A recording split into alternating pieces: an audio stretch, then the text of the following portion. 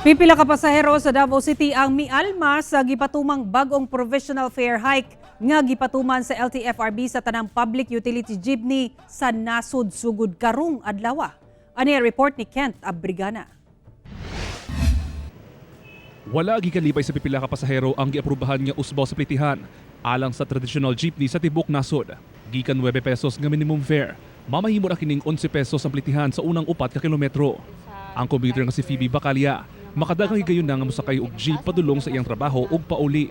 Sasama niya nga minimum wage earner.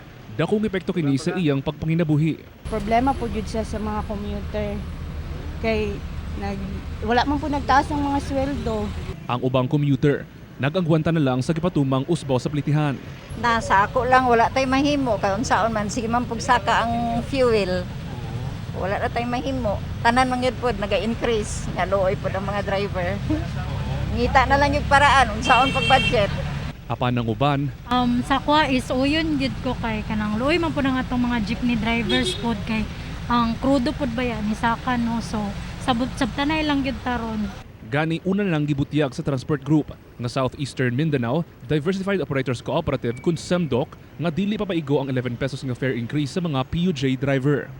Apan dili usab sila uyon nga patasan og taman-taman ang plitihan tungod apektado ang ilang mga pasahero. Kay numduman nga gitaasan 9 pesos ang plitihan sa PUJ gikan sa 8 pesos tungod sa nasanati ang mga lockdown nga epekto sa pandemya.